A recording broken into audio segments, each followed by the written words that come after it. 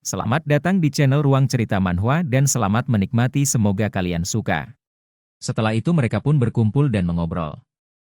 Kainus menjelaskan semuanya pada Eren termasuk alasan kenapa ia ada di benua hitam bersama dengan Sang Duk. Jadi maksudnya, setelah telat mendengar kabar, kau menyusul naik kapal lalu menemukan kami? Tanya Eren sambil menatap Kainus dengan tidak percaya. Dengan tenang Kainus tersenyum dan mengatakan jika terlambat sedikit saja, semua orang pasti akan mati tenggelam. Akhirnya Eren menghela nafas, ia berpikir kalau mereka beruntung. Ia melirik Kainus dan merasa pasti tidak mudah mendapatkan kapal. Mereka selamat berkat Kainus, ia pun menyesal karena terus bertanya pada pria itu. Eren pun bertanya apakah Kainus menemukan sesuatu di sini. Kainus mengatakan meskipun mayoritas benua ini terdiri dari hutan dan pertambangan, sepertinya ada sebuah kastil di dalam. Eren terkejut saat mendengar ada kastil. Ia berpikir, jika ada kastil, berarti ada raja juga. Namun, ia yakin dalam catatan tak disebutkan ada seorang raja. Bagaimanapun, karena suku-suku di sini telah bersatu di bawah kerajaan, ia tahu kalau penaklukannya tidak akan mudah. Eren menatap prajuritnya dan bertanya dalam hati apa ia beruntung karena hanya membawa sedikit pengintai. Tak lama ia pun berdiri dan meminta semua orang untuk mendengarkannya baik-baik. Ia mengatakan saat matahari terbit, mereka akan mulai mengamati area sekitar. Jadi, ia memerintahkan agar mereka berpencar, satu kelompok 3 orang, dan periksa keadaan sekeliling. Baik, teriak mereka secara bersamaan. Keesokan paginya, mereka semua pun berpencar. Cheryl sendiri satu kelompok dengan Jacqueline dan Miller. Cheryl menggerutu dan bergumam apakah jadi pemimpin seperti ini. Ia pun mengayun-ayunkan tongkatnya sambil menyebut kakaknya sebagai, Tuan Yang Mulia, pergi ke kastil, sementara ia kesusahan di hutan. Akhirnya Cheryl pun berteriak kesal karena ia juga mau istirahat. Melihat kelakuan Cheryl membuat Miller tertawa dan mengatakan kalau penyihir itu sangat marah dan kesal. Jacqueline pun mengatakan kalau Cheryl meratapi keadaan di depan dirinya yang kehilangan kapal. Cheryl pun berbalik dan mengedipkan sebelah matanya dan merasa iri karena Jacqueline sangat bermurah hati. Miller pun tertawa terbahak-bahak, ia merasa kalau mereka tidak bermurah hati karena nanti akan meminta ganti rugi untuk kapal mereka. Dengan wajah datar, Jacqueline pun meminta penyihir di depannya agar jangan banyak mengeluh dan meminta agar cepat cari tempat untuk memasang portal. Cheryl menghela nafas dan meminta mereka jangan berpikir kalau portal bisa dibangun semudah kapal. Mendengar itu membuat Miller kesal dan menatap Cheryl dengan tajam, tapi, tentunya Cheryl tidak peduli akan hal itu. Jacqueline yang tahu pamannya akan bertindak, langsung meminta pria itu untuk sabar karena gadis kekanak-kanakan itu hanya asal bicara, tanpa tahu apa-apa. Kenapa sulit untuk memasang portal? Tanya Jacqueline. Cheryl pun menjelaskan kalau benua ini punya kekuatan magis yang kuat, tapi sangat tidak stabil. Terlebih, di hutan yang diselimuti sihir sekuat ini, sangat aneh jika tidak ada monster. Baru saja mengatakan itu, Cheryl merasakan sesuatu hingga membuatnya terkejut lalu menoleh ke belakang. Ia melihat di belakang Jacqueline dan Miller, ada sosok pria tua yang menakutkan. Cheryl pun berteriak agar mereka minggir, lalu dan menyerang pria itu dengan sihir binding wire. Miller dan Jacqueline pun menyingkir, terkejut dan bingung dengan apa yang terjadi. Mereka pun akhirnya menoleh ke belakang dan melihat seorang pria tua yang ditangkap oleh Cheryl. Cheryl menatap pria tua itu dengan tajam dan bertanya siapa dia. Dengan terbata-bata, pria tua itu mengatakan kalau akhirnya ramalan itu jadi kenyataan. Ia mengatakannya dengan wajah yang sangat menakutkan layaknya orang yang tidak waras. Melihat ini membuat ketiga orang itu bingung. Setelah kejadian itu, kini Cheryl dan kedua bajak laut di depannya saling berunding. Sementara pria tua itu kini tengah menatap seekor kupu-kupu. Sambil menatap kakek itu, Cheryl mengatakan, menurut perkataan kakek itu, ada sebuah ramalan bahwa akan muncul sosok yang akan membebaskan para budak di benua ini. Pria tua itu ingin menangkap kupu-kupu, tapi sayangnya, kupu-kupu itu terbang hingga membuat sang kakek berteriak lalu menangis sambil meronta-ronta di atas tanah. Jacqueline menghela nafas lalu menunjuk sang kakek yang kini tengah bertingkah seperti anak-anak. Yaitupun jika perkataan orang seperti itu bisa dipercaya, ucap Jacqueline ragu. Cheryl memperhatikan perilaku kakek itu dan berpikir kalau tidak ada ruginya kalau percaya padanya. Cheryl berteriak memanggil kakek itu. Si kakek yang kaget pun langsung mundur ketakutan. Cheryl meminta si kakek untuk menceritakan lebih jelas mengenai ramalan itu. Dengan panik kakek itu mengatakan kalau ia kurang tahu. Mendengar ini membuat Cheryl kesal karena sebelumnya kakek itu bilang seorang satria dengan pedang akan mengalahkan penguasa benua ini. Kakek itu pun tanpa ingat dan mengatakan kalau bukan hanya pedang biasa, itu pedang peninggalan khusus dan juga situs. Cheryl pun menatap tajam kakek di depannya. Si kakek pun berdiri dan berteriak agar mereka cari situs bersejarah. Temukan situs bersejarah, di sana ada pembunuh, teriak si kakek lalu terus mengulang-ulang perkataannya. Cheryl pun menghela nafas dan berpikir apakah dia cuma orang gila. Jacqueline pun menghela nafas, meminta Cheryl agar tidak usah memperdulikan kakek itu dan mengajaknya untuk menyelesaikan urusan mereka. Sementara itu di dalam istana, kini ada seorang wanita yang tengah berdiri dan tertawa kecil. Ia melihat semua gerak-gerik Eren, Kainus dan Rex yang masuk ke dalam benua hitam. Ia merasa kalau mereka semua berani datang ke sini, tanpa rasa takut. Matanya memperhatikan Eren, lalu menyeringai. Ia menyadari ada Dragon Blessing pada pria itu. Ia merasa dia manusia yang menarik. Ia pun memanggil seseorang bernama Logan. Orang itu memberi hormat untuk merespon panggilan wanita di depannya. Wanita itu menyuruh Logan agar undang mereka ke kastil. Baik, ucap pria itu, lalu dengan cepat menghilang dari hadapannya. Wanita itu pun kembali berkutat dengan bola sihirnya dan mengatakan kalau ia akan memberi mereka semua kehormatan untuk menjadi budaknya. Kini Eren dan kedua bawahannya tengah berada di desa Luntra, benua hitam. Keduanya terus menyusuri desa. Eren melihat sekeliling dengan sangat serius karena desa itu sangat sepi. Ia menoleh ke arah Kainus dan bertanya apa benar ini tempatnya. Kainus pun cukup kaget karena kondisi desa yang cukup sepi. Tapi, ia yakin tempat ini mengarah ke kastil. Rex mengatakan kalau kastilnya sudah terlihat. Mendengar ini baik Eren maupun Kainus menatap ke arah yang tengah dilihat oleh pria itu. Eren cukup kaget saat melihat hasil itu karena sangat mudah. Eren sedikit curiga karena ada kastil megah di pemukiman daerah tertinggal. Ia juga tidak melihat adanya penjaga. Ia tertawa dengan menyeramkan karena memikirkan kemungkinan kalau itu cuma kastil tak berfungsi yang ada hanya untuk memamerkan kekayaan. Dia merasa semua akan berjalan lebih mudah dari yang ia pikirkan. Eren pun mengajak keduanya untuk pergi ke kastil itu. Tak lama mereka bertiga mendengar suara di kejauhan. Eren yang terkejut pun bertanya apa itu. Ini terlihat orang-orang yang tengah berjalan sambil membawa senjata ataupun bongkahan batu. Mereka terus menghampiri Eren dan yang lainnya. Melihat ini Eren pun bertanya-tanya itu semua mau dibawa kemana. Rex pun menawarkan diri untuk menanyakannya pada mereka. Pria itu memanggil mereka, tetapi tak ada satupun dari mereka yang mempedulikannya. Rex mencoba dengan cara meraih salah satu tangan orang yang ada di sana, tapi orang itu menepis tangannya. Kainus merasa kalau sepertinya mereka tidak bisa diajak bicara. Dan juga ia merasakan sesuatu, perasaan yang tidak asing. Tiba-tiba pria bernama Logan muncul dan menyapa mereka. Eren dan yang lain pun terkejut dan refleks menoleh ke belakang. Logan tertawa dan mengatakan kalau ia tidak bermaksud mengganggu. Ia pun memperkenalkan diri sebagai Logan yang merupakan kepala pelayan di Kastil Demacion. Ia memberitahukan kalau pemimpinnya adalah penguasa benua hitam. Dengan wajah serius, Eren besarnya pada pria itu ada keperluan apa. Logan menjawab kalau pemimpin mengundang mereka semua. Pada akhirnya mereka pun pergi ke Kastil Demacion, mereka menyusuri tangga yang sangat panjang. Eren melihat para pekerja yang ada di bawah kastil. Ia bingung apakah yang mereka bawa itu persembahan untuk kastil. Tapi, menurutnya ini sangat membagikan. Kainus yang sepertinya tahu apa yang dipikirkan oleh Eren, langsung memberitahukan kalau kemungkinan ini karena sihir. Sihir? Tanya Eren. Kainus menjelaskan ada banyak sihir yang sengaja digunakan untuk mengambil jiwa orang lain dan mengendalikannya. Walaupun, hanya sedikit yang bisa mengendalikan seluruh rakyat di sebuah negeri. Eren menghela nafas dengan berat karena ia berpikir kalau mereka semua sudah bersusah payah datang ke benua ini, dan sekarang harus berurusan dengan sihir yang bahkan tidak mereka ketahui. Kainus meminta Eren untuk waspada karena pemilik kastil ini bukan lawan yang mudah. Sesampainya di depan pintu, Logan pun membukanya. Kainus menatap ke depan dengan serius sambil memikirkan jika dugaannya benar, penguasa benua hitam adalah orang yang ia kenal.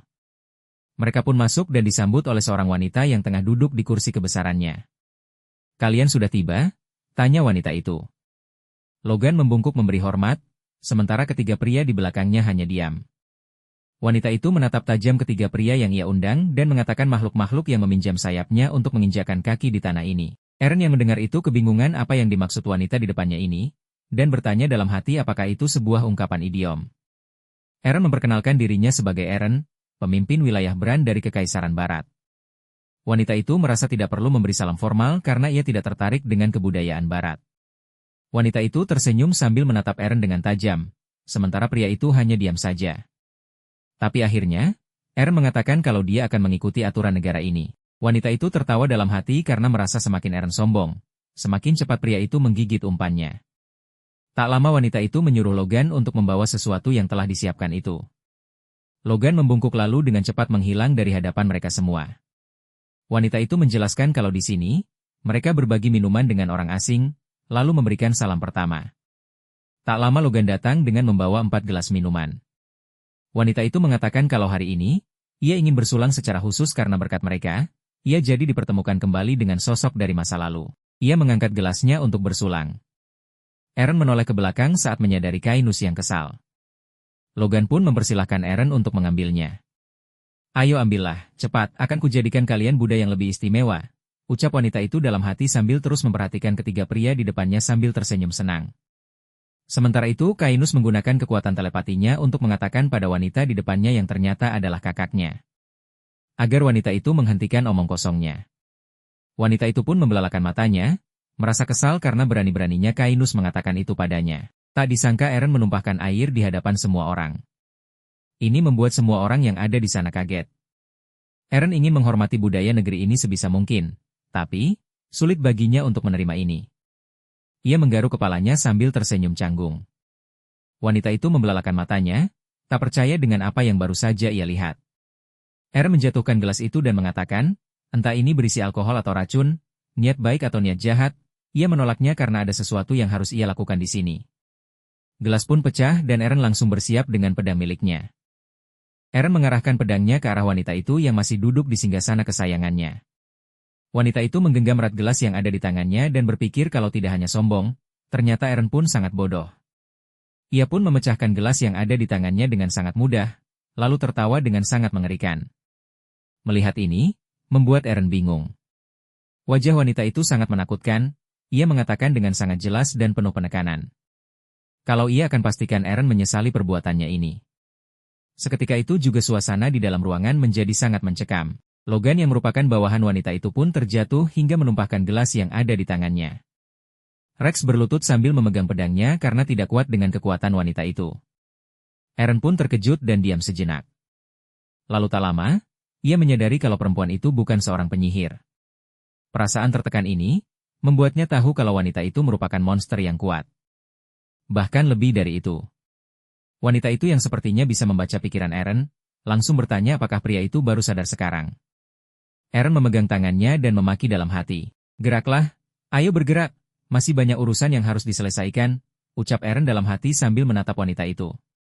Tak lama ia membelalakan matanya saat melihat wanita itu berubah menjadi seekor naga. Naga yang kesal itu pun menghampiri Aaron untuk menghabisinya.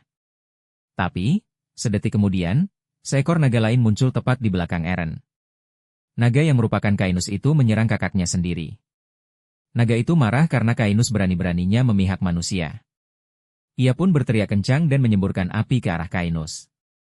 Kainus berhasil menghindar dan kini berada tepat di belakang kakaknya. Sang kakak yang menyadari hal itu pun langsung menyerang Kainus. Kainus yang tidak menyerah pun kembali menghampiri kakaknya. Aaron masih terdiam, terkejut dengan apa yang terjadi di depannya. Ia melihat naga itu dan menyadari kalau naga itu adalah yang menolongnya dan Sharel saat melawan naga laut waktu itu. Naga itu Kainus? Tanyanya dalam hati. Kainus pun meminta Aaron untuk cepat pergi. Aaron pun hanya bisa mengangguk, lalu menghampiri Rex. Memapah pria itu untuk bangun dan mengatakan kalau mereka harus pergi dari sini sekarang. Naga yang merupakan kakak Kainus menyadari Aaron yang akan pergi.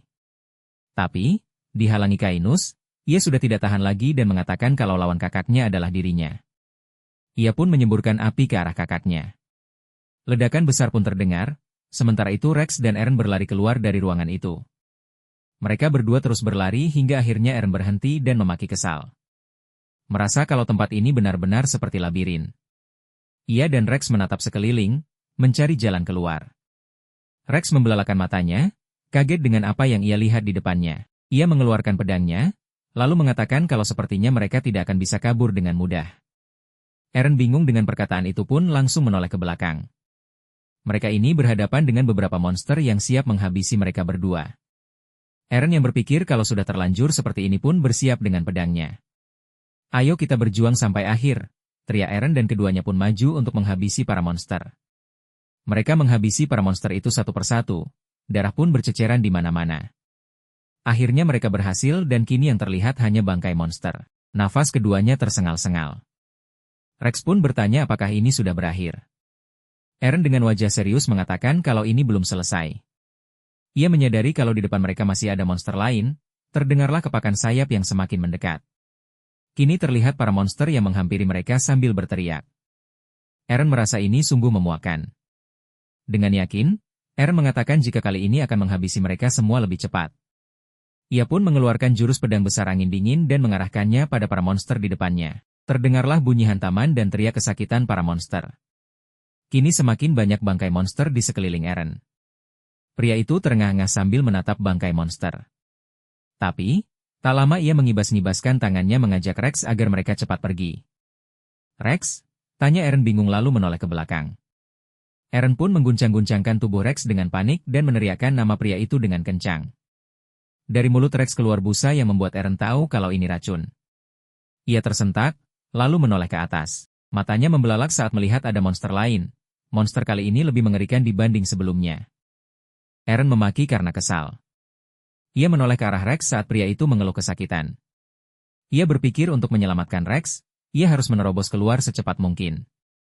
Ini agak berat untuknya, tapi ia berpikir tidak apa-apa. Eren memasang kuda-kuda dan menatap monster itu dengan tajam, lalu mengatakan kalau ia akan menghabisinya dalam sekejap. Ia menghampiri monster itu dan menyerangnya dengan angin dingin. Serangan itu berhasil mengenai monster hingga terbelah menjadi beberapa bagian. Eren merasa kalau monster itu hanya badannya saja yang besar. Eren menoleh ke belakang dan berteriak pada Rex. Meminta agar pria itu sadar dan bangun. Tubuh pria itu gemetar, Eren pun memapah Rex agar berdiri. Tapi tak lama ia menoleh ke belakang saat menyadari ada gerakan. Ia melihat monster itu memulihkan diri, ia pun terkejut sampai mengeluarkan keringat dingin. Kini Eren melihat monster itu kembali utuh seperti semula. Ia menyadari jika tubuh monster itu menjadi lebih besar dari sebelumnya. Monster itu tiba-tiba langsung menyerangnya. Eren yang kaget pun memaki kesal, tapi tetap berusaha untuk menghabisi monster. Sama seperti sebelumnya, Eren menghabisi monster itu menjadi beberapa bagian. Ia menoleh ke belakang dan terkejut karena ia melihat monster itu kembali memulihkan diri. "Apa-apaan ini?" gumamnya dengan wajah pucat. Monster itu pun kembali menyerang Eren. Di sisi lain, Kainus dan kakaknya masih bertarung. Kainus terengah-engah sambil menatap kakaknya. "Makhluk sepertimu, kau pikir kau bisa menghentikanku?" ucap kakak Kainus lalu menyerang adiknya dengan sangat kuat. Hingga Kainus mengeluarkan darah dari mulutnya. Ia mengatakan kalau ini semua demi kakaknya. "Kau pikir aku akan tertipu oleh omong kosongmu?" ucap naga itu lalu menggigit leher Kainus. Kainus berteriak kesakitan lalu bertanya bukankah kakaknya itu ingin menguasai benua barat juga. Mendengar itu, membuat sang naga melepaskan gigitannya. Kainus mengatakan kalau ia akan membantu kakaknya.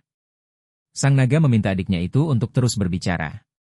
Kainus pun menjelaskan, melalui manusia itu, mereka bisa memisahkan tanah barat. Eren punya hak atas tahta dan sedang memperluas kekuasaannya secara bertahap. Setelah kembali dari sini, pria itu akan berperang. Kainus berpikir kakaknya bisa memanfaatkan kekacauan itu untuk menguasai wilayah barat. Demi kakaknya, Kainus akan memanfaatkan Eren sepenuhnya. Mendengar itu membuat sang naga tertawa kencang. Ia merasa kalau Kainus masih saja angkuh. Ia pun bertanya kenapa ia harus percaya pada adiknya itu. Kainus pun dirantai oleh kakaknya, ia meminta kakaknya itu menghentikan semua ini dan lepaskan rantai itu. Naga itu berubah wujud kembali menjadi seorang wanita. Ia menatap Kainus dengan tajam. Ia tahu kalau adiknya itu pintar dan licik karena pria itu sudah sering menipunya selama ini. Akhirnya, ia bisa menangkap Kainus, yang seperti duri di matanya. Wanita itu mengatakan, ia akan membebaskan Eren seperti yang Kainus inginkan. Tapi, adiknya itu akan menderita seumur hidup. Melihat Eren, akan ia permainkan sepenuhnya. Wanita itu pun mengangkat tangannya dan menjentikan jarinya. Di sisi lain, Eren terus menyerang monster itu berkali-kali.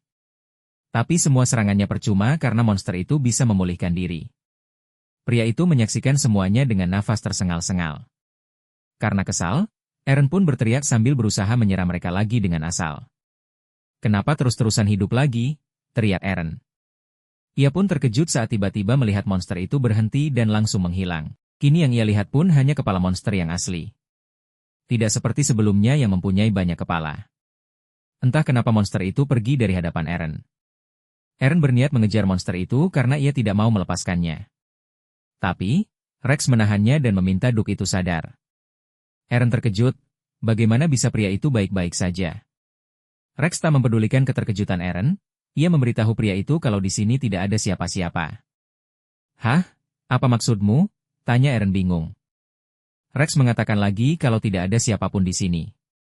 Eren pun terkejut dan berpikir apakah semua ini hanya ilusi. Ia merasa kalau ilusinya berhenti berkat Kainus. Eren pun mengajak Rex untuk keluar dari kastil itu. Rex pun setuju, keduanya berlari keluar kastil. Eren masih memikirkan Kainus, meski ia tidak tahu apakah pria itu bisa mengalahkan monster itu atau tidak, ia akan mengikuti perkataan Kainus sekarang. Tapi, jika pria itu tidak kembali, Eren pasti akan kembali untuk mencarinya. Malam harinya, di tengah hutan terlihatlah cahaya kebiruan yang ternyata itu adalah portal yang dibuat oleh Sharel. Wanita itu meregangkan tubuhnya dan terlihat puas karena akhirnya ia bisa membuat portal. Ia melihat portal itu dan bertanya-tanya itu ada di mana. Miller mengatakan kalau ia pun tidak tahu, tapi ia merasa itu bukan tempat yang diinginkan. Sharel berpikir apakah ini karena kekuatan sihirnya yang tidak stabil. Ia pun tidak peduli karena yang penting pastikan kalau itu adalah Imperium. Ia pun melangkah mendekati portal. Sebelum ia masuk, Miller mengatakan kalau ia sudah menduga, jika wanita di depannya ini hanya seorang penyihir yang ahli menghancurkan sesuatu. Mendengar itu membuat Sharel kesal, lalu menoleh ke arah pria tua itu dan mengatakan, kalau setidaknya ia ahli menghancurkan sesuatu. Sedangkan pria di depannya ini hanya kakek tua yang terengah-engah. Mendengar itu membuat Miller kesal, tapi ditahan oleh Jacqueline. Kapten bajak laut itu meminta Sharel untuk cepat pergi saja. Dengan sini Sharel mengatakan kalau orang awam mana mungkin mengetahui dunia sihir secara mendalam. Pokoknya, portal sudah dibuka, sampaikan itu pada kakakku, ucapnya lalu pergi memasuki portal. Miller yang kesal pun berteriak, merasa kalau wanita itu tidak punya sopan santun. Jacqueline menahan sekuat tenaga agar pamannya tidak lepas kendali. Ia meminta pria itu untuk tahan. Perlahan Sharel pun menghilang. Jacqueline menepuk-nepuk pundak pamannya dan meminta agar mereka menyelesaikan urusan mereka. Ia juga meminta agar pamannya itu jangan membuang-buang emosi. Miller pun menghela nafas dan mengatakan kalau ia sangat menginginkan bir dari ini. Jacqueline pun mengajak pamannya itu minum sepuasnya, saat mereka pulang nanti. Miller pun tertawa mendengar ide bagus keponakannya. Terdengar bunyi aneh di sekitar portal, Sharel yang baru saja melewati portal itu menyadarinya. Ia menoleh ke belakang dan menebak-nebak apakah itu roh. Sharel memalingkan wajahnya, tak peduli karena merasa mereka bisa tanpanya dan ia sudah bekerja sesuai bayarannya. Jadi, mulai sekarang, ia akan menyelidiki tentang ibu. Cerita beralih ke lorong Zaven, ibu kota Imperium. Sama seperti sebelumnya, banyak orang yang mengantri, lalu tak lama dua pengawal keluar dan mengatakan kalau mereka semua tidak bisa bertemu dengan orang bijak lagi hari ini. Mendengar itu membuat orang yang mengantri pun kaget. Mereka tidak menerimanya karena sudah menunggu setengah hari dan mengatakan kalau tidak bisa melakukan ini tanpa pemberitahuan sebelumnya. Semua orang protes. Seorang pengawal tetap pada pendiriannya karena perintahnya seperti itu dan meminta mereka untuk pulang. Ia pun mengancam jika tidak mendengarkan perintah, mereka semua tidak akan pernah bisa bertemu orang bijak selamanya. Kaget mendengar hal itu, mau tak mau mereka pun bubar sambil terus menggerutu. Mereka kesal karena berpikir ini keterlaluan, tapi mereka juga tidak bisa berbuat apa-apa. Setelah bubar, kedua pengawal itu pun kembali masuk. Orang bijak yang merupakan Gael itu bertanya apakah mereka sudah pergi. Pengawal pun mengatakan sudah. Gael pun kembali bertanya sampai mana mereka mencari tahu soal wanita itu. Salah satu pengawal mengatakan kalau mereka tidak bisa menemukan tempat tinggalnya dan tak ada orang yang ditemuinya secara khusus. Gael terkejut mendengarnya, tapi kembali mendengarkan apa yang dikatakan pengawalnya. Pria itu mengatakan padanya kalau wanita itu seorang pengembara yang tidak punya rumah dan tidak bergabung dengan kelompok manapun. Kalian tidak mengusir semua pelanggan hanya untuk memberitahu informasi yang tak berguna ini kan? Tanya Gael yang membuat kaget kedua pengawalnya. Dengan cepat seorang pengawal menjawab tidak. Lalu menjelaskan kalau setelah tidak ada pergerakan khusus selama beberapa waktu, tiba-tiba suatu hari, wanita itu pergi ke kuil Enon. Cerita kembali ke saat Isabel pergi ke kuil Enon. Wanita itu terus melangkah masuk sambil berharap semoga apa yang ia cari ada di tempat ini. Ia melangkah semakin dalam dan terkejut saat menemukan yang ia cari. Isabel pun berlari kecil dan saat melihat potongan yang ia cari. Ia pun hendak mengambilnya terhalang dengan segel yang melindunginya. Ia sudah menduga hal ini sebelumnya. Jadi mau tidak mau, ia pun terpaksa memakai kekuatan itu. Isabel meletakkan tangannya di segel itu. Kuperintahkan atas nama Afirah, penguasa para dewa, wahai Dewa Enon, bukalah segelnya, ucap Isabel. Lalu, tak lama segel itu pun terbuka dan ia mengambilnya. Setelah itu ia mengatakan, area grab, lalu melemparkan potongan misterius itu ke atas hingga tiba-tiba berputar dan menghilang begitu saja. Isabel tersenyum senang dan berpikir untuk lanjut ke tahap berikutnya. Ia pun pergi dari kuil itu tanpa menyadari sedikit pun kalau ada yang mengikutinya sejak tadi. Orang itu pun kaget dengan apa yang ia lihat dan bertanya-tanya kekuatan apa yang baru saja ia lihat karena benda bisa menghilang begitu saja. Ia sempat menebak itu sihir atau teleportasi. Apapun itu ia merasa harus segera memberitahu tuannya, Gail. Ia pun pergi dari kuil itu. Cerita kembali ke Gail, pria itu mengetuk-ngetuk meja setelah mendengar semuanya. Ia kembali meyakinkan orang suruhannya, benda yang dihilangkan wanita itu, relik Dewa Enon. Ia benar, ucap orang itu dengan yakin lalu kembali memberitahukan kalau wanita itu juga menyebutkan nama Afirah. Gail terkejut mendengar nama itu. Sepengetahuannya, sebelum Ordo Phares sekuat sekarang, Afirah dewa kuno tertinggilah yang dihormati.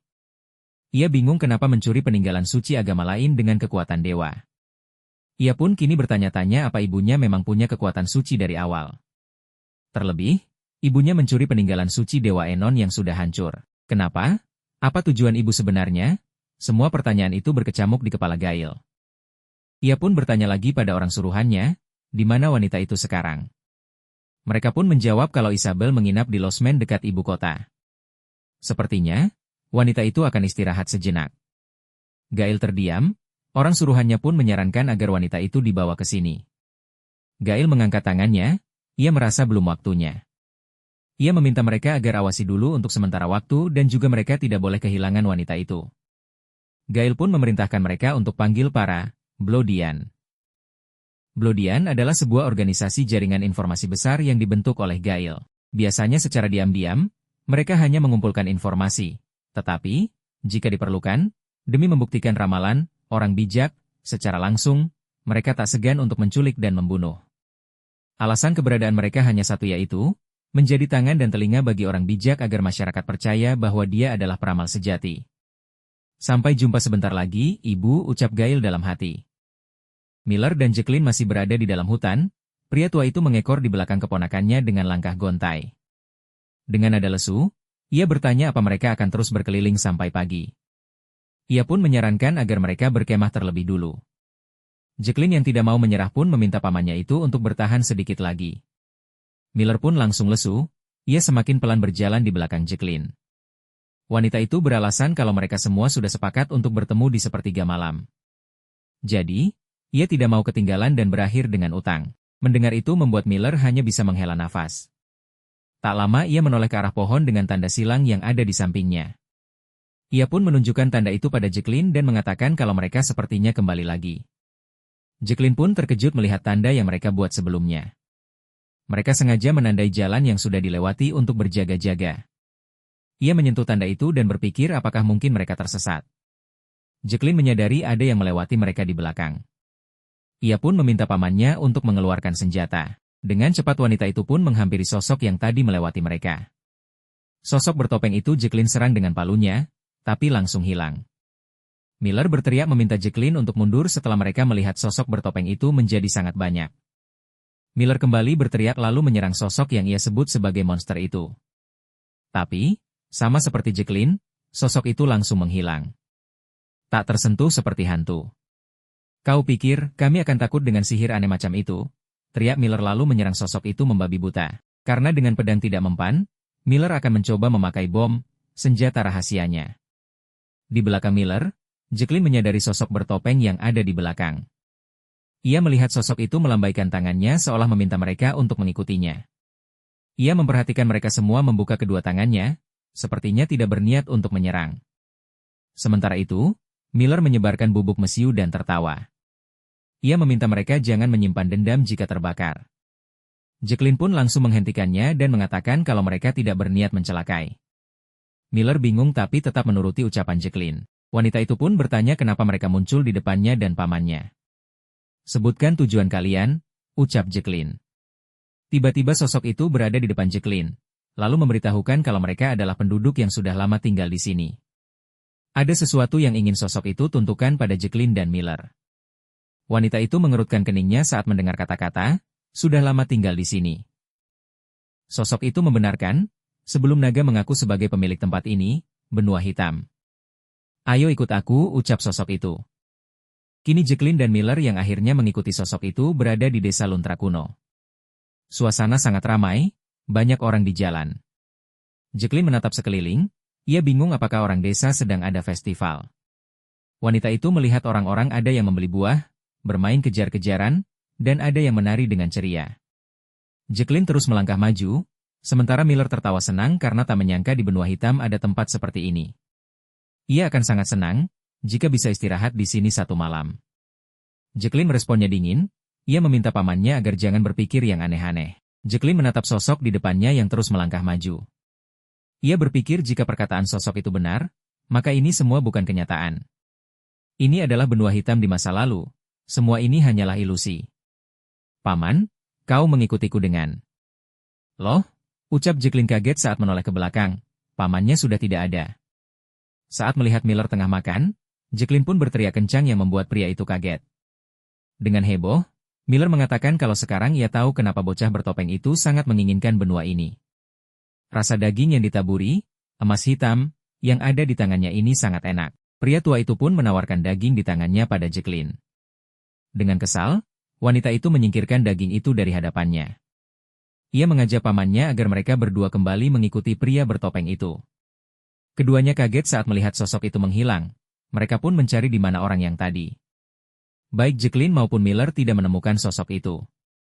Kita kehilangan dia bukan karena aku kan? Tanya Miller sambil menggaruk kepalanya karena merasa tidak enak. Jacqueline mengatakan pada pamannya tidak apa-apa karena yakin orang itu belum pergi jauh, jadi mereka pasti bisa segera menemukannya. Keduanya dikagetkan saat ada yang berteriak untuk menyambut para penonton. Orang yang berpakaian badut itu membungkuk dan berterima kasih karena sudah menunggu. Orang-orang pun bersorak senang. Jacqueline melihat itu bingung dan bertanya-tanya itu apa. Sosok badut itu mengatakan kalau hari ini ia akan menceritakan sebuah cerita yang sudah ditunggu-tunggu. Kisah mengenai Dragon Slayer, pahlawan benua hitam. Suara penonton pun semakin ramai setelah mendengarnya.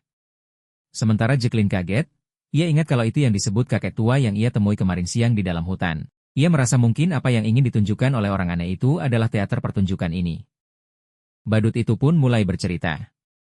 Dahulu kala, tak jauh dari sekarang, benua hitam adalah tanah kaya dan makmur yang menjadi incaran para naga. Akibat invasi dan eksploitasi naga yang terus-menerus, penduduk benua hitam sudah kelelahan dalam waktu yang lama. Namun, di dunia yang kacau, selalu ada pahlawan yang muncul. Pahlawan itu menemukan sarang naga di ujung benua, dan mengalahkan naga itu dengan pedang raksasanya.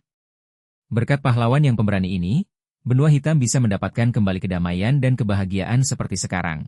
Sang badut itu dengan semangat meminta penonton untuk menyambut pahlawan mereka, pelindung benua hitam. Kita panggil ke atas panggung, Dragon Slayer, ucap badut yang langsung diiringi sorak-sorai penonton. Tiba-tiba terdengar suara yang sangat kencang yang membuat badut itu mendongak ke atas. Penduduk pun ikut melihat, lalu berteriak saat melihat yang datang adalah naga. Naga muncul lagi. Jacqueline dan Miller pun mendongakkan kepala, kaget bukan main saat melihat naga berkepala 5. Seketika itu juga sang naga menyemburkan api ke desa Luntra kuno. Semburan api sang naga membuat penduduk berteriak dan berlarian. Bahkan ada yang meminta tolong agar diselamatkan. Semua penduduk terbakar hidup-hidup. Naga itu kembali menyemburkan apinya ke segala arah. Penduduk yang berusaha melarikan diri pun tidak bisa menghindari serangan api sang naga. Apa-apaan ini? Tanya Miller yang melihat penduduk sekitar masih berusaha berlarian dan berteriak meminta tolong. Ia pun merasa harus segera menghabisi monster itu. Jacqueline menahannya dan mengatakan kalau itu tidak ada gunanya karena menurutnya inilah yang ingin ditunjukkan oleh roh yang membawa mereka berdua ke sini. Ini hanya masa lalu benua hitam. Jadi ini semua hanya ilusi, gumamnya lalu kembali melihat para penduduk yang berusaha menyelamatkan diri. Jacqueline terus memperhatikan semuanya karena berpikir ini belum berakhir. Pasti masih ada sesuatu lagi. Kini mereka melihat seorang pria seolah-olah menghampiri mereka dan mengatakan Slayer. Penduduk harus memanggilnya. Tolong cari dia, ucap pria itu dengan suara lirih lalu sedetik kemudian dihabisi oleh sang naga berkepala 5. Melihat itu membuat keduanya terkejut. Naga itu tertawa dan menghina pria itu dan mengatakan kalau Slayer sudah ada dalam genggamannya. Kini yang tersisa hanya menunggu kematian dalam kegelapan. Naga itu pun kembali terbang hingga menghembuskan angin yang sangat kencang. Jacqueline terjatuh dan dibantu berdiri oleh Miller. Pria itu menanyakan keadaannya. Jacqueline tahu ini hanya ilusi, tapi benar-benar mengerikan. Ia memaki kesal karena tidak mengerti kenapa sosok itu memperlihatkan hal mengerikan ini. Untuk menunjukkan bagaimana tanah ini direbut oleh naga, ucap sosok itu yang kini kembali muncul di depan Jacqueline dan Miller. Sosok itu pun memberitahukan setelah hari itu, semua penduduk benua yang masih hidup dijadikan budak oleh naga Crumela. Seakan jiwanya terikat pada mantra Crumela, mereka mempersembahkan permata setiap hari. Dan saat mereka sudah kehilangan fungsinya sebagai budak, mereka diusir ke hutan ini. Kalau begitu, kakek itu juga? Tanya Jacqueline. Sosok itu membenarkan, kakek itu masih kecil saat Crumela menguasai tanah ini. Hanya sedikit di benua ini yang mengingat Slayer, salah satunya adalah kakek itu. Jacqueline pun bertanya apa maksud ramalan yang dikatakan kakek itu. Sosok itu menjawab kalau sebenarnya ramalan itu tidak ada. Tetapi, fakta bahwa pintu situs bersejarah hanya bisa dibuka oleh naga atau mereka yang punya kekuatan mirip naga, sudah diketahui sejak lama. Situs bersejarah tempat Crumela memenjarakan Slayer awalnya adalah tempat untuk menyembah dewa-dewa kuno di benua hitam. Sekali tertutup, ruangan itu takkan pernah bisa dibuka. Dan sosok yang bisa membuka pintu itu adalah seorang pria bernama Eren, yang tiba di benua ini bersama mereka. Sosok itu meminta agar mereka berdua menyampaikan cerita ini pada Eren dan temukan Slayer. Maka kalian akan mampu mengalahkan naga itu, ucap sosok itu lalu perlahan menghilang dari hadapan Jacqueline dan Miller. Keduanya terdiam sejenak setelah sosok itu menghilang. Mil menggaruk kepalanya, bingung karena tidak tahu apa yang sebenarnya terjadi. Jacqueline melihat ke samping dan langsung memberitahu pamannya. Keduanya melihat ada bangunan dan pintu masuk. Jacqueline melipat kedua tangannya, meminta pamannya untuk tidak usah dipikirkan secara rumit dan mengajaknya agar menemui Duk Eren lebih dulu. Cerita beralih ke Duk Eren dan Rex. Mereka berjalan menyusuri hutan. Rex yang berada di belakang Eren terus menatap pria itu dengan wajah ragu. Tak lama ia pun memanggil Eren, pria itu pun menoleh ke belakang dan menatapnya tajam. Eren langsung mengatakan kalau Rex ingin mengajaknya pulang ke Bran. Sebaiknya pria itu tidak usah bicara. Anda juga sudah lihat kan? Tempat ini milik naga. Bahkan naga itu berkepala 5, teriak Rex. Ia merasa kalau mereka tidak akan bisa mengalahkannya. Eren pun mengatakan tidak apa jika ia tak bisa mendapatkan benua hitam. Yang penting, ia akan menyelamatkan Kainus. Rex kembali berargumen kalau Kainus juga seekor naga yang bahkan mengenal monster yang ada di benua ini. Menurutnya urusan para naga harus diselesaikan para naga saja. Manusia tak perlu ikut campur. Eren pun mengeluarkan pedang dan mengarahkannya pada Rex. Jika pria itu bicara omong kosong sekali lagi, ia tidak akan menganggapnya sebagai rakyat wilayah Bran. Rex pun ketakutan dan akhirnya hanya bisa menyetujui apa yang ingin Eren lakukan. Tak lama Jacqueline dan Miller datang. Wanita itu berdecak, tak menyangka seorang pemimpin ingin menyelamatkan bawahannya dengan membuang bawahan yang lain. Ia merasa ini cukup mengecewakan, tapi jika Eren berjanji tidak akan mengulanginya lagi, ia bisa mengajari pria itu cara melindungi bawahan sebagai seorang pemimpin. Bagaimana? Kau tertarik? Tanya Jacqueline. Jacqueline pun menceritakan semua kejadian yang ia dan Miller alami. Lalu siang harinya, mereka semua pergi ke tempat yang Jacqueline temui. Eren pun bertanya apakah di sini ada cara untuk mengalahkan naga. Jacqueline pun hanya mengangguk sebagai jawabannya. Eren pun langsung mengeluarkan pedang miliknya lalu berdiri tepat di pintu masuk. Ia pun mengeluarkan jurus pedang besar angin dingin. Ia menebaskannya tepat di depan pintu, tapi sayangnya, itu tidak berhasil. Eren pun bingung kenapa pintunya tidak terbuka. Ia pun berusaha membuka pintu itu dengan tangan kosong. Miller malah tertawa dan berpikir kalau ternyata itu cuma omong kosong. Dengan percaya diri, Miller merogoh kantongnya dan merasa kalau pintu kokoh seperti ini, harus dibuka dengan kembang api. Eren yang berada di belakang pria itu hanya diam. Tetapi, Jacqueline langsung menghentikannya, meminta pamannya itu agar jangan melakukannya.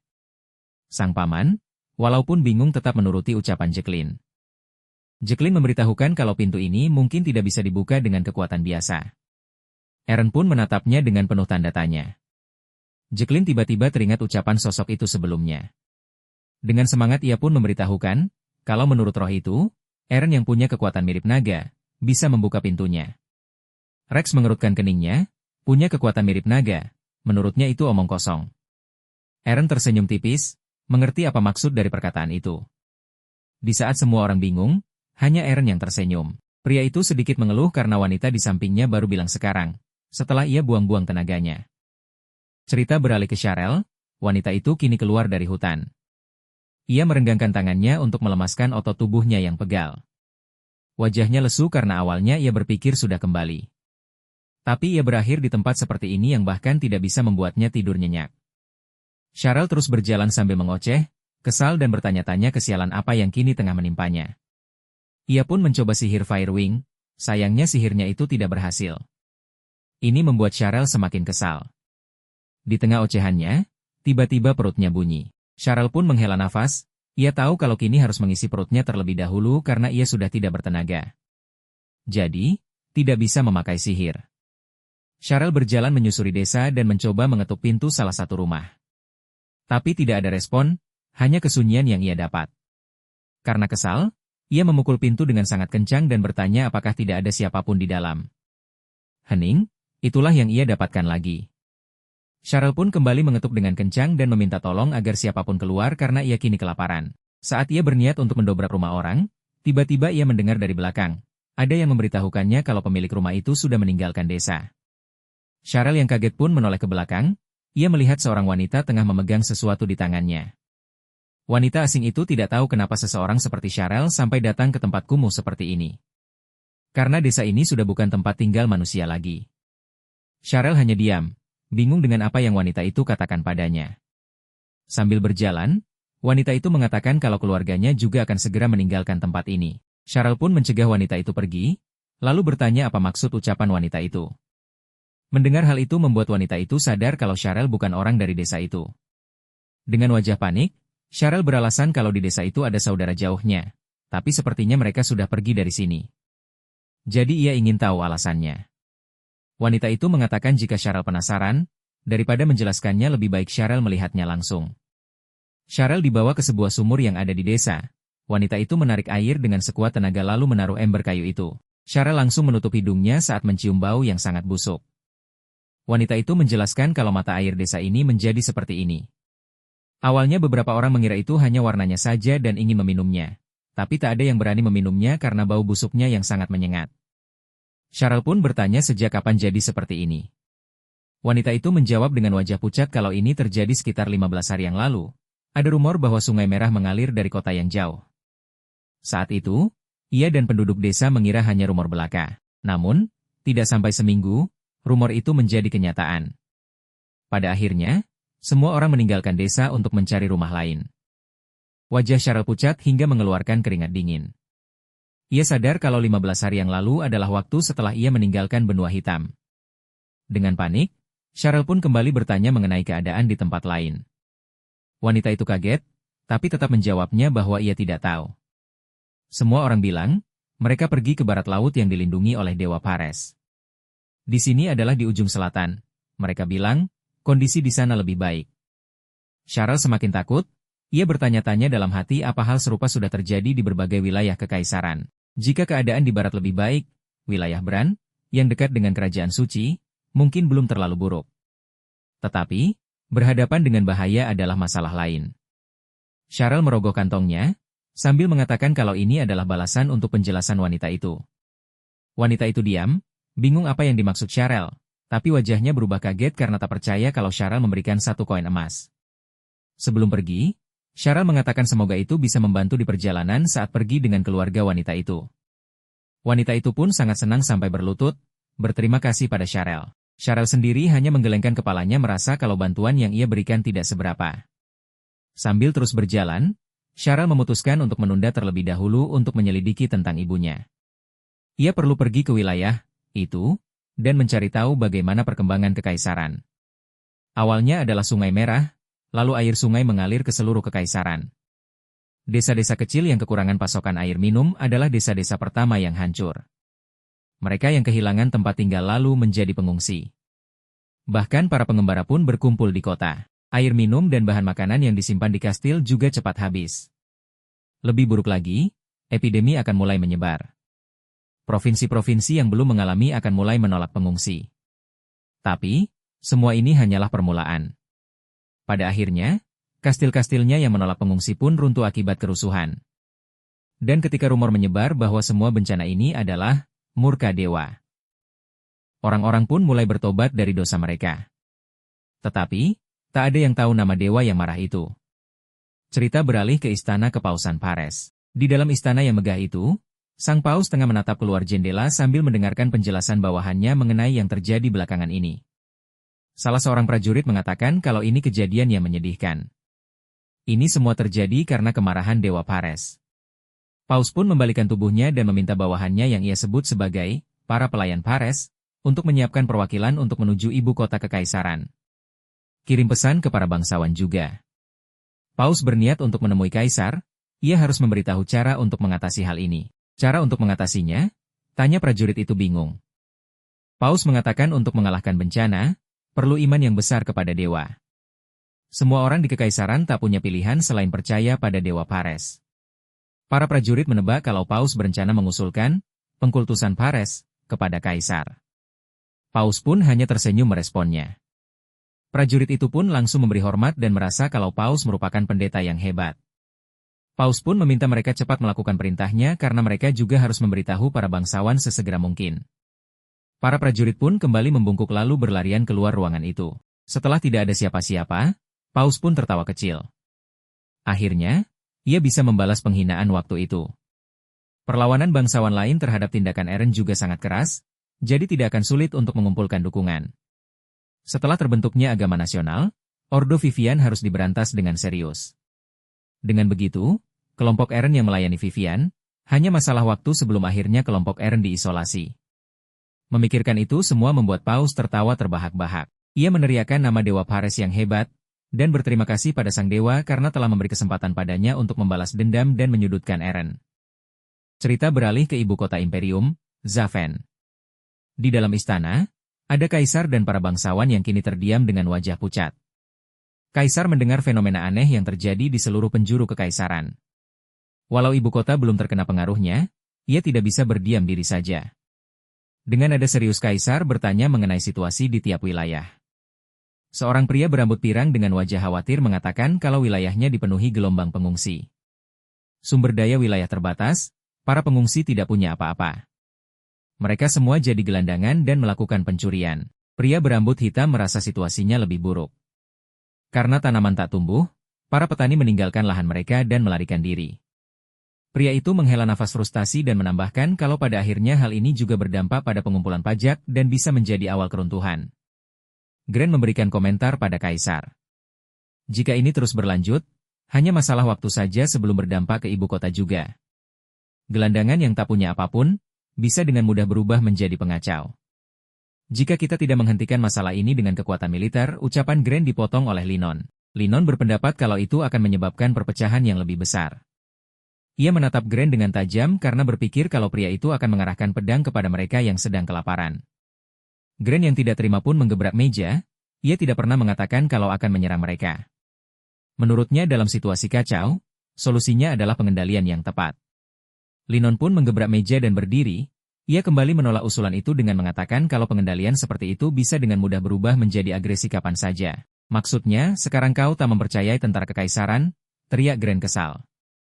Mereka pun lanjut beradu argumen dan mempertahankan pendapat masing-masing. Kaisar yang sudah tidak tahan pun berteriak agar mereka menghentikan ini semua. Dalam sekejap ruangan pun menjadi hening. Kaisar mengatakan kalau mereka berkumpul untuk menemukan cara mengatasi situasi saat ini. Ia tidak akan membiarkan ada perpecahan lagi. Paus yang ada di sana mulai membuka suara. Menurutnya pernyataan kaisar itu bijaksana. Ia tertawa kecil lalu mengatakan kalau di saat seperti ini, kehendak besar Imperium harus bersatu. Perkataan Duk Gren dan perkataan Duk Linon tampak berbeda di luarnya. Tapi sebenarnya, keduanya punya arti yang sama. Kaisar meminta Paus tidak bertele-tele dan langsung ke intinya saja. Paus mengatakan kalau kedua Duk menginginkan kesejahteraan Imperium.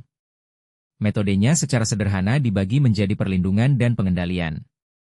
Dan ia punya cara untuk merangkul keduanya. Yaitu, pemerataan agama nasional Pares. Mendengar ini membuat para bangsawan kaget. Paus kembali menjelaskan sudah lebih dari 15 hari sejak bencana terjadi di seluruh kekaisaran. Namun, kerajaan suci tak menunjukkan tanda-tanda bencana.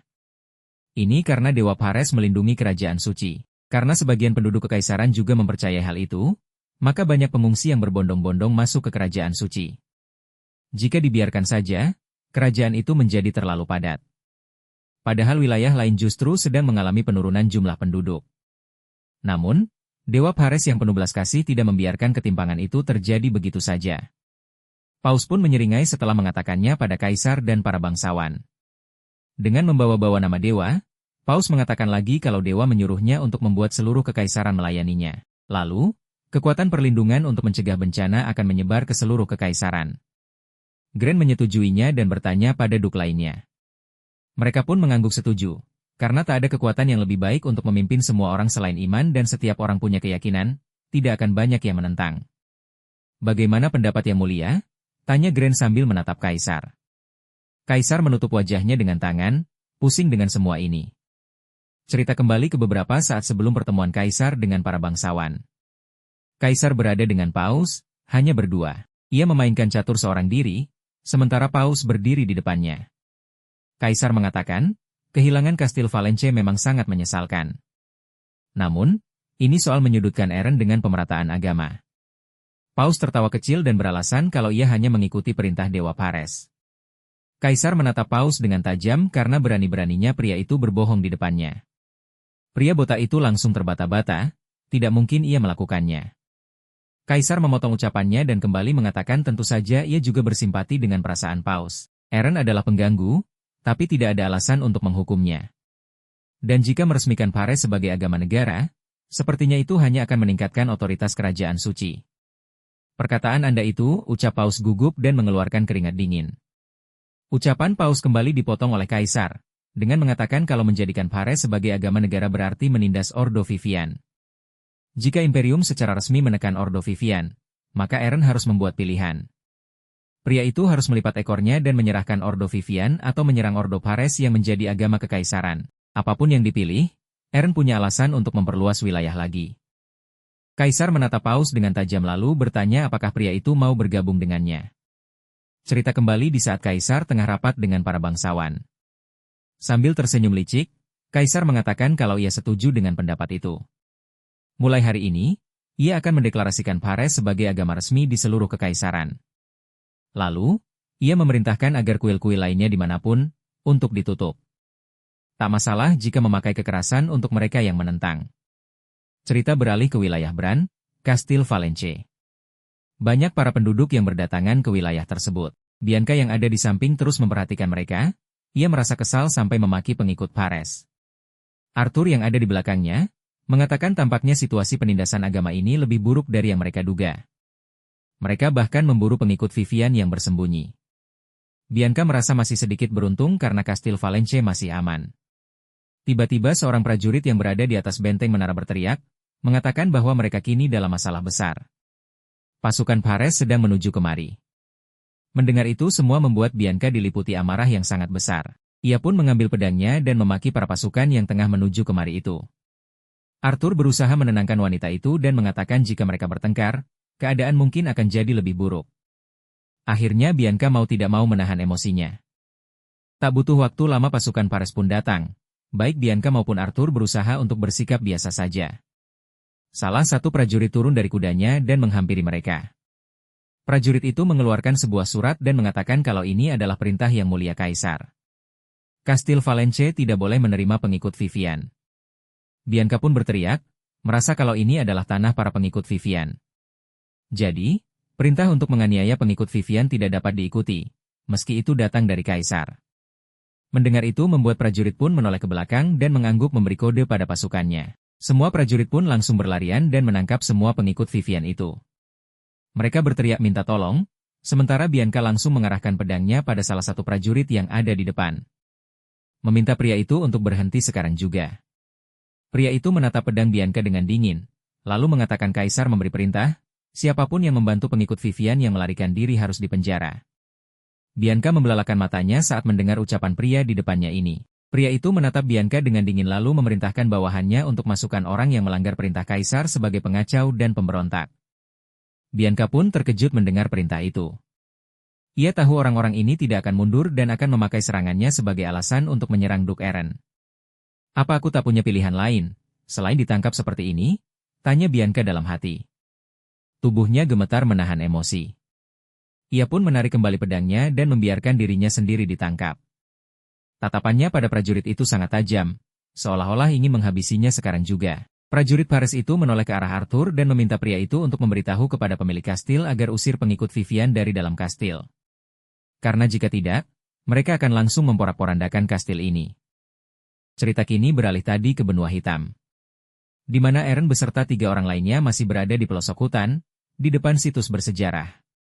Eren tiba-tiba berteriak kalau ia adalah Eren, pemimpin wilayah Bran, benua Keren bagian barat. Aku telah diberkati Dragon Blessing. Buka pintunya. Teriak Eren dengan sangat kencang. Berharap dengan cara ini pintu bisa terbuka. Tapi sayangnya, hanya keheningan yang ia dapat. Ia menggaruk kepalanya dengan canggung, karena berpikir hanya dengan berteriak pintunya bisa terbuka. Miller pun menertawainya, apa karena Anda seorang duk yang terhormat, jadi Anda pikir bisa membuka pintu cukup dengan memperkenalkan diri saja? Ledek Miller sambil terus tertawa. Eren hanya bisa diam menahan rasa malunya. Sambil terus tertawa, pria tua itu mengatakan kalau ini bukan sekedar pintu gerbang. Itulah sebabnya, para bangsawan tak bisa membuka pintu itu. Eren hanya bisa menahan kesal melihat kelakuan Miller. Ia kembali menatap pintu itu dan bertanya-tanya kenapa tidak terbuka. Jacqueline bersuara dan bertanya pada Eren untuk membuka pintu. Bukankah perlu ada bukti? Wanita itu pun menjelaskan, jika Eren punya kekuatan mirip naga, itu hal yang istimewa. Jadi menurutnya, pasti ada cara untuk membuktikannya. Misalnya, benda yang hanya dimiliki oleh mereka yang menerima Dragon Blessing atau sesuatu seperti jurus pedang. Eren pun mulai berpikir cara apa yang bisa ia lakukan untuk membuktikannya. Sepengetahuannya, orang yang menerima Dragon Blessing di dunia ini hanya ia dan adiknya. Tapi, ia seorang pendekar dan Cheryl seorang penyihir. Kemampuan yang mereka punya berbeda jenisnya. Dan mereka berdua juga tidak punya benda yang sama, matanya tiba-tiba membelalak saat teringat sesuatu. Ia pun kembali mengeluarkan pedangnya. Ketiga orang di belakangnya yang bingung hanya bisa melihat apa yang akan dilakukan Eren. Pria itu pun tiba-tiba melukai tangannya, yang membuat Rex panik dan mempertanyakan apa yang dilakukan Eren. Eren tersenyum tipis dan meminta Rex agar jangan khawatir karena ia hanya coba mencari cara. Ia pun meletakkan tangannya yang terluka tepat di depan pintu. Tak diduga, suara gemuruh pun terdengar. Hal ini membuat mereka semua terkejut. Lalu tak lama setelah itu, pintu pun terbuka. Eren tersenyum senang karena percobaannya berhasil. Di dalam situs bersejarah hanya diterangi oleh cahaya obor berwarna kebiruan. Eren melambaikan tangannya dan mengatakan kepada ketiga orang di belakangnya kalau ia masuk dulu. Saat ia melangkahkan kaki masuk ke dalam, pintu pun secara otomatis tertutup. Eren yang sudah ada di dalam menoleh ke belakang, ia pun langsung paham kalau ia tidak bisa keluar sebelum menemukan Dragon Slayer itu. Ia pun kembali fokus dan berjalan semakin dalam. Karena tidak ada orang lain di sana selain Eren, setiap langkah kakinya terdengar menggema. Ia pun menatap ke sekeliling karena tempat itu sangat sepi. Ia sedikit waspada karena takut ada monster. Sambil terus berjalan, Eren mengira akan ada sesuatu yang menarik. Ini lebih membosankan dari yang ia duga. Tak lama ia menghentikan langkahnya saat melihat tengkorak naga dengan pedang yang menancap di atasnya. Eren tersenyum karena tak menyangka akan bisa menemukannya semudah ini. Ia pun kembali melangkah mendekati tengkorak itu dan berhenti tepat di depannya. Ia langsung mengetahui bahwa pedang ini adalah Dragon Slayer. Dengan ini, dia bisa mengalahkan naga berkepala 5 itu. Eren hendak mengambil pedangnya, tapi secara tiba-tiba pedang itu menghilang. Matanya membelalak, saat ada seseorang yang menghunuskan pedang dari belakang tepat di dadanya. Eren tidak sempat memberikan perlawanan. Sosok itu mengatakan kalau ia sudah menunggu lama kedatangan Eren. Pemilik Dragon Blessing. Eren yang masih sadar pun terkejut dengan perkataan itu. Ia berusaha menoleh ke belakang dengan tenaga yang tersisa dan menanyakan siapa pria itu. Pria itu tidak menjawab, malah semakin menekan pedangnya yang membuat Eren berteriak kesakitan. Sosok itu pun kembali mengatakan pada Eren untuk merebut pedang itu darinya. Seketika itu juga pria itu menarik pedangnya dan Eren tersungkur di lantai dengan bersimbah darah. Sebelum kesadarannya habis, ia memaki dalam hati karena ia tidak bisa berbuat apa-apa. Eren membelalakan matanya dengan nafas tersengal-sengal. Ia kini berada tepat di pintu masuk seolah-olah tidak terjadi apa-apa. Tidak ada luka sedikit pun, Eren menebak kalau ia akan terus hidup kembali sampai ia mendapatkan pedangnya. Sambil mengeluarkan pedang miliknya, Eren berpikir kalau ini bukan saatnya untuk bersantai-santai. Ia bertekad akan merebut pedang itu sesuai perintah. Eren pun kembali masuk dan mendekati tengkorak naga itu. Tapi, kini tidak ada pedang yang menancap di atas tengkorak seperti sebelumnya. Eren menatap sekeliling dengan waspada karena sebelumnya ia bahkan tidak merasakan kehadiran sosok itu di dekatnya. Tapi, kali ini berbeda. Sedetik kemudian sosok itu muncul tepat di belakang Eren. Sosok itu menyerangnya, tapi Eren langsung menangkisnya. Sosok itu mengatakan kalau Eren belajar dengan cepat. Eren mundur dan berpikir kalau sosok pria di depannya ini sangat kuat, ia pun bertanya-tanya siapa dia sebenarnya. Sosok itu maju dengan sangat cepat sambil mengatakan kalau Eren berpikir seperti anak ingusan. Bukankah pedangku sudah menunjukkan siapa aku? Tanya sosok itu sambil terus menyerang. Suara tebasan pedang terdengar di seluruh ruangan itu. Matanya membelalak lalu meringis kesakitan. Eren berpikir kalau sosok ini juga sangat cepat, ia terus memundurkan langkahnya dan menghindari semua serangan. Kini Eren mundur sedikit lebih jauh, ia memaki dalam hati karena sosok itu menarik pedangnya tanpa kuda-kuda. Menurutnya itu mustahil. Sosok itu bahkan bisa melakukan tanpa kesulitan sama sekali. Dengan menaruh pedang di pundaknya, sosok itu bertanya pada Eren, apakah kemampuannya hanya seperti ini? Tiba-tiba Eren menyerangnya sosok itu, tapi sayang, serangannya ditangkis dengan sangat mudah. Pria itu kembali mengatakan di level Eren yang sekarang, Eren pasti kalah telak di hadapan Krumela. Eren hanya bisa diam saat mendengarnya. Tak lama matanya membelalak saat pria itu menghilang dari hadapannya. Seketika itu juga Eren kembali dihabisi oleh sosok pria itu. Ia meringis kesakitan lalu ambruk bersimbah darah. Terima kasih sudah menonton. Kritik, saran dan kalau mau part selanjutnya langsung aja komen di kolom komentar. Jangan lupa dukung Mimin juga dengan cara like, share dan subscribe. Sampai jumpa di video selanjutnya.